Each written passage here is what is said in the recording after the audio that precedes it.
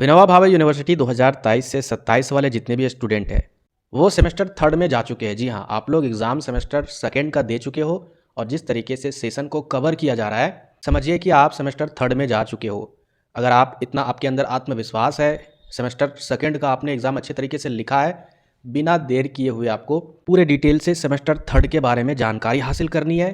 अब जिनका practical exam है, इतना टेंशन ले रहे हैं, इतना टेंशन ले रहे हैं, समझ से बाहर है, कमेंट पर कमेंट कर रहे हैं। आपसे रिक्वेस्ट है, प्रैक्टिकल जो एग्ज़ाम होता है ना भाई, वो आपके कॉलेज के रेगुलरिटी पर निर्भर करता है। यानी आप कॉलेज जाते हो, वहाँ पर क्या पढ़ते हो क्या नहीं पढ़ते हो, कि उसका ना तो कोई गेस्ट पेपर रिलीज़ होता है, ना ही कुछ होता है। अब हमसे आप बोल रहे हो, आपको मैं सिलेबस दे दिया हूँ, सिलेबस से देखिए यूनिट क्या है, आपके कॉलेज के द्वारा क्या बताया जा रहा है, वो सारे गाइडलाइंस को फॉलो कीजिए, किस तरीके से नोटबुक बनाना है। हमें बोल रहे हैं कि नोटबुक बनाइए, अगर हम आपको बताएंगे तो उस तरीके से अगर आपके कॉलेज में एक्सेप्ट नहीं करेंगे तो फिर दिक्कत हो जाएगी। इसीलिए प्रैक्टिकल को लेकर चिंता नहीं करनी है। अगर आपका सारा पेपर अच्छे से गया है और मैक्सिमम अगर आप मात्र 3 ही पेपर में क्रॉस होने की संभावना है, दुआ करता हूँ कि कोई भी स्टूडेंट क्रॉस ना हो, लेकिन अगर 3 ही पेपर सेमेस्टर 1 और 2 को मिलाकर अगर आप क्रॉस होते हो तो फिर भी सेमेस्टर थर्ड की तैयारी बेझिझक कीजिए और अच्छे से कीजिए, ताकि आगे किसी तरीके से कुछ भी क्रॉसिंग ना लगे, ना ही आप प्रमोट हो किसी भी पेपर पर। पहले समझिए, बेसिक समझिए कि आखिर क्या क्या आपको पेपर पढ़ना है और कौन कौन सा पेपर आपको सेलेक्ट करना है। सबसे बड़ा अगर पास करने वाला जो मूल मंत्र है ना, जो ट्रिक है, ये वाला है। पेपर सिलेक्शन ही नहीं करते स्टूडेंट अच्छे तरीके से। पहली गलती, कॉलेज के द्वारा जो सिलेक्शन होता है, स्टूडेंट को डराया जाता है यही पेपर लेना है। कॉलेज सेलेक्ट करवाती है कि यही पेपर लेना है और डराया जाता है, ये गलत तरीका है। आपको डरना भी नहीं है, आपकी मर्जी, जो भी गाइडलाइन सिलेबस में दी गई है कैसे आपको सेलेक्ट करना है, उसी हिसाब से ही आप अगर आप सेलेक्ट करते हो, कोई भी पेपर सेलेक्ट करते हो, किसी का बाप भी आपको नहीं रोक सकता कि हाँ आपने ये क्यों लिया। अगर 1000 स्टूडेंट है किसी कॉलेज में, 1000 में अगर एक स्टूडेंट एमडीसी पेपर में कुछ अलग पेपर लेते हैं, एनएपी के गाइडलाइंस के तहत, कोई भी आपको कुछ नहीं बोल सकता, भले ही आप कॉलेज के विरुद्ध में सेलेक्ट करते हो। तरीका समझिए, आसान पेपर सेलेक्ट कर लोगे तभी बेनिफिट होगा, क्योंकि कॉलेज की हालात आप अच्छे तरीके से जानते हो। कॉलेज में अगर आप कंप्यूटर से रिलेटेड जो भी सब्जेक्ट है, एसईसी पेपर में आप उसे सेलेक्ट कीजिएगा। कंप्यूटर है तो टीचर नहीं है, टीचर है तो वहाँ पर पढ़ाई नहीं हो रही है, और पढ़ाई भी हो रही है तो फिर प्रैक्टिकल नहीं हो रहा है। बताइए किस तरीके से आप एग्ज़ाम दोगे। इसीलिए चुपचाप जो मैं आपको बताऊंगा वही सेलेक्ट कीजिए और अपने हिसाब से भी सिलेबस को देख सकते हो और अच्छे से सेलेक्ट कर सकते हो। बिंदास बेझिझक आपको सेमेस्टर थर्ड की तैयारी करनी है, और मैं बार बार बता रहा हूँ, शुरू से ही आपको तैयारी करनी होगी। लास्ट में अगर आप सोचोगे कि लास्ट में कवर कर देंगे, तो ऐसा नहीं होगा। आप रिजल्ट आने दीजिए, उसके बाद देखिए जो लोग लास्ट में तैयारी करते होंगे उनके साथ क्या होगा। तो चलिए हम लोग देखेंगे कि किस तरीके से सेमेस्टर थर्ड में कौन कौन से पेपर आपको रखना है और साथ ही साथ किस तरीके से यहाँ पर सब्जेक्ट सिलेक्शन करना है। देखिए, एक एक पॉइंट को मैं सिंपल भाषा में समझाऊंगा, एक एक पेपर को, ताकि आपको अच्छे तरीके से क्लियर होगा। सबसे पहले बात करें, जो पहला पेपर है वो आपका मेजर पेपर का। जिस तरीके से सेकेंड सेमेस्टर में 2 मेजर पेपर था, उसी तरीके से थर्ड सेमेस्टर में भी आपका 2 मेजर पेपर होगा। यानी आपने पिछले सेमेस्टर में जहाँ तक आपने कवर किया था अपने अपने मेजर पेपर के अकॉर्डिंग, उससे आगे आपको क्या करना है, पढ़ाई करना है। तो इसको समझने में किसी को कोई भी दिक्कत नहीं होगा। इसके अलावा यहाँ पर नेक्स्ट जो पेपर है वो आपका माइनर पेपर। आप लोग याद कीजिए, सेमेस्टर 1 में भी आपका माइनर पेपर था, और यहाँ पर क्या लिखा गया है, माइनर फ्रॉम डिसिप्लिन। इसका मतलब है सेमेस्टर 1 में जिस तरीके से आपने माइनर पेपर सेलेक्ट किया था, जो भी आपका सेमेस्टर 1 में माइनर पेपर था, जैसे कि कोई स्टूडेंट का हिस्ट्री मेजर था और वो माइनर में पॉलिटिकल साइंस सेलेक्ट किए थे, तो जहाँ तक आपने सेमेस्टर 1 में सिलेबस को कवर किया था माइनर 1 का, उसके बाद माइनर 2 है वो आपका सेमेस्टर थर्ड में कवर करना है। फिर से समझिए, मेजर आप लोग समझ गए, मेजर 5 और मेजर 4 ये आपको अच्छे तरीके से पता है, क्योंकि सेमेस्टर 2 में भी था आपका मेजर 2 और 3। यानी ये आपके मेजर पेपर से सेमेस्टर थर्ड का जो सिलेबस है वो पेपर, 2 पेपर हो जाएगा आपका मेजर से। माइनर पेपर में इस बार सेकंड सेमेस्टर के जैसा माइनर वोकेशनल पेपर नहीं है। इसमें क्या आपका जैसे सेमेस्टर 1 में था जो भी पेपर माइनर पेपर, जैसे कि किसी का अगर मेजर हिस्ट्री है और उसने अगर पॉलिटिकल साइंस रखा था माइनर पेपर, उसके आगे वाला जो माइनर पेपर का सिलेबस है उसे आपको पढ़ना होगा। समझ में आया ना।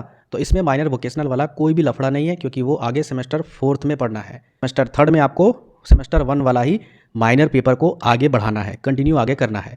इसके बाद देखिए MDC 3 में, यानी मल्टी डिसिप्लिनरी कोर्स वाला पेपर, इसमें आपको वो पेपर सेलेक्ट करना है जो आपने सेमेस्टर 1 में पढ़ा या फिर सेमेस्टर 2 में पढ़ा। इसे बिल्कुल भी सेलेक्ट नहीं करना है। किसको करना है, इन दोनों पेपर के अलावे। जैसे किसी स्टूडेंट का MDC 1 यानी सेमेस्टर 1 में अगर हिंदी होगा, ठीक है, फिर सेमेस्टर 2 में किसी का पॉलिटिकल साइंस होगा, तो सेमेस्टर 3 में आपको हिंदी और पॉलिटिकल साइंस को छोड़कर दूसरे सब्जेक्ट को आपको पकड़ना होगा, यानी यहाँ पर इन्वॉल्व करना होगा। आप कुछ भी सब्जेक्ट ले सकते हो, मैं आपको भी डिटेल से बताऊंगा, खास करके एमडीसी पेपर और एसईसी पेपर, ये जो सेक पेपर है, इन दोनों पेपर के अकॉर्डिंग कौन सा सब्जेक्ट आसान होता है, किसे आप पढ़ सकते हो अच्छे से, किसकी तैयारी कम समय में अच्छे से अगर आप करोगे तो आपका एग्ज़ाम बेटर जाएगा। समझ में आ गया? ये आपका एमडीसी पेपर, यानी जो आपने फर्स्ट सेमेस्टर में पढ़ा फिर सेकेंड में पढ़ा, वो दोनों सब्जेक्ट को आपको छोड़ देना है और उन दोनों के अलावे थर्ड सेमेस्टर में अलग पेपर रखना है। अब आते हैं एसईसी पेपर, यहाँ पर भी वही कंडीशन है, यानी स्किल एनहेंसमेंट कोर्स वाले पेपर में भी सेम कंडीशन है एमडीसी के जैसा। यानी आपका जो सेमेस्टर 1 में कुछ भी पेपर होगा, ठीक है, जैसे मान के चलिए यहाँ पर किसी का होगा डिजास्टर मैनेजमेंट, इसके बाद सेमेस्टर 2 में अगर बात करें किसी स्टूडेंट का अमानत होगा, ठीक है, तो उसके बाद वो सेमेस्टर 3 में क्या करेंगे, इन दोनों पेपर के अलावे दूसरा पेपर रखेंगे, दूसरा सब्जेक्ट रखेंगे। समझ में आया ना? अब आते हैं एएसी 3 पेपर। एएसी 3 में कौन सा आपको सेमेस्टर 3 में पढ़ना है? देखिए, सेमेस्टर 1 में जो भी आर्ट्स वाले स्टूडेंट थे वो सबसे पहले हिंदी पढ़े थे, है ना, हिंदी ग्रामर वाला जो पोर्शन था, यानी लैंग्वेज कम्युनिकेशन वाला जो पोर्शन था, सिलेबस था। और जो कॉमर्स वाले और साइंस वाले जो स्टूडेंट थे वो एएसी इंग्लिश पढ़े थे। तो वो सेमेस्टर 1 और 2 में आपने लैंग्वेज कम्युनिकेशन को सीख लिया।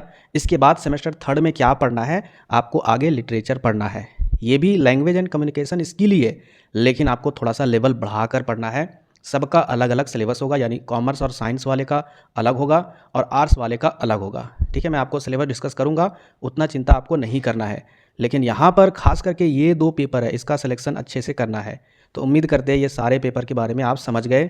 अब हम लोग डिस्कस करते हैं ये 2 पेपर के बारे में, इसको आपको कैसे सेलेक्ट करना है और कौन सा पेपर सेलेक्ट करना है। क्योंकि ये जो 2 पेपर है ना यहाँ पर, ये तो ऑटोमेटिक आपका आगे मेजर पेपर का जो सिलेबस है वही आपको पढ़ना होगा और ये भी ऑटोमेटिक आपका सेलेक्ट होगा।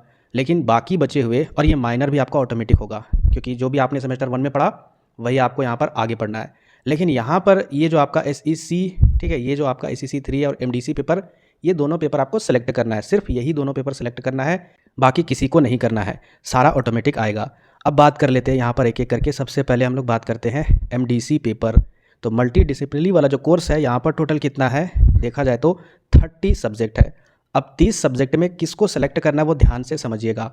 देखिए, जो भी कॉमर्स वाले हैं या फिर साइंस वाले हैं, वो आप अपने अकॉर्डिंग जो भी आप सेलेक्ट करते हो सिलेबस को देखिए, उसी हिसाब से आप कर सकते हो। लेकिन जो ह्यूमैनिटीज़ वाले हैं यानी आर्ट्स वाले हैं, वो कौन कौन सा पेपर सेलेक्ट करेंगे ध्यान से समझिएगा।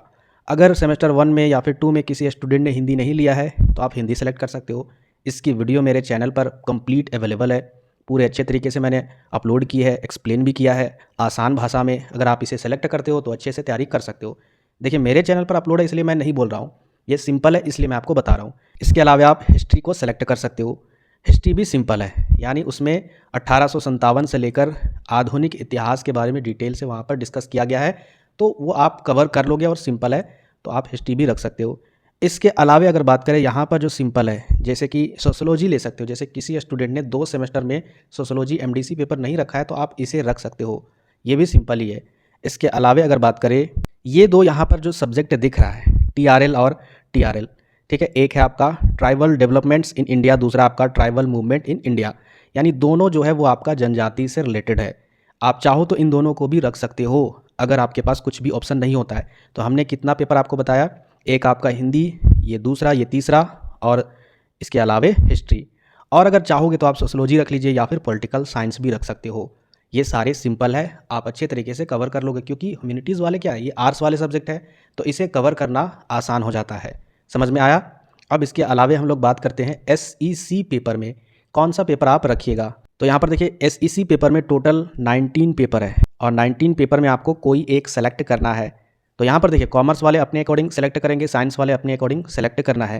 देखिए, बहुत सारे स्टूडेंट क्या किए थे, डिजिटल एजुकेशन हो गया, या इसके अलावा यहाँ पर ये वाला पेपर या फिर डिजिटल मार्केटिंग, ये आर्ट्स वाले स्टूडेंट सेलेक्ट कर लेते हैं और पता नहीं कैसे कैसे वो पढ़ते हैं, कैसे कैसे लिखते हैं, इसके बारे में उनको अच्छे से जानकारी भी नहीं होती और गलत तरीके से वो सेलेक्ट करके वहाँ पर वो प्रमोट हो जा रहे हैं। आपसे रिक्वेस्ट है, किसी के बहकावे में या फिर गलत सब्जेक्ट सिलेक्शन मत कीजिए। अरे भाई, जब जानकारी ही नहीं रहेगा तो फिर इसके बारे में पढ़कर क्या करोगे। इसलिए आपसे रिक्वेस्ट है, वही सब्जेक्ट पढ़िए जिसके बारे में अच्छे से आप पढ़ पाओ। तो यहाँ पर मैं चाहूँगा, अगर आपका सेमेस्टर 1 में या फिर सेमेस्टर 2 में, देखिए ध्यान से, जैसे कि यहाँ पर पर्सनालिटी डेवलपमेंट, अगर जिनका नहीं होगा सेलेक्ट कर लीजिए, बहुत ही सिंपल है और ये हर एक स्टूडेंट को पढ़ना चाहिए। आज के टाइम में अपनी पर्सनालिटी डेवलपमेंट कैसे करनी चाहिए, सारा कुछ आपको जानकारी हासिल करनी चाहिए। इसके अलावा गाइडेंस एंड काउंसलिंग, ये भी सिंपल है। इसके अलावा अगर बात करें डिजास्टर मैनेजमेंट, ये भी सिंपल है।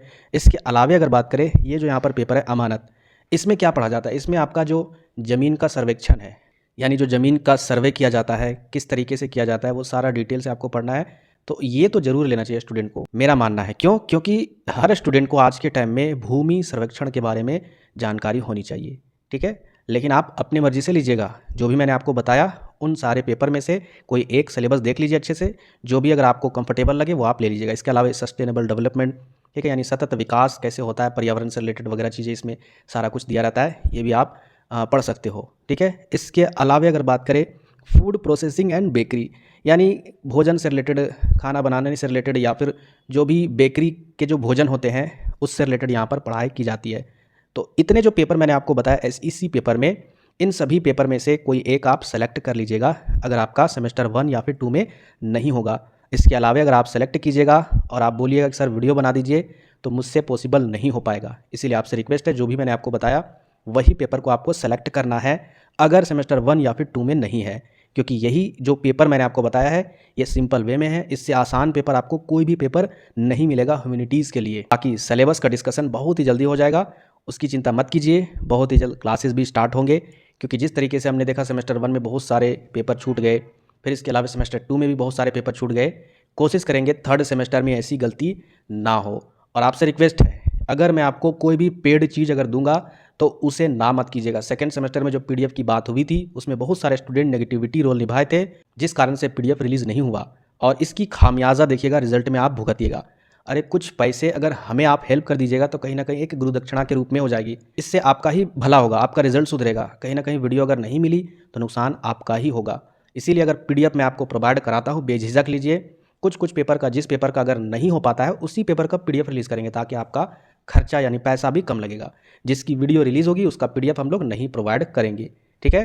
इसी के कारण ही सेमेस्टर 2 में पीडीएफ नहीं बना, लेकिन सेमेस्टर 3 में पीडीएफ बनेगी, और उन्हीं पेपर का बनेगा जिन पेपर का वीडियो लेक्चर नहीं बनेगा, ठीक है, मिनिमम प्राइस में। बाकी नए व्यूअर जरूर सब्सक्राइब कर लीजिएगा, क्योंकि यहाँ पर जो भी इन्फॉर्मेशन दी जाती है सही और सटीक और एनएपी के गाइडलाइंस के हिसाब से दी जाती है।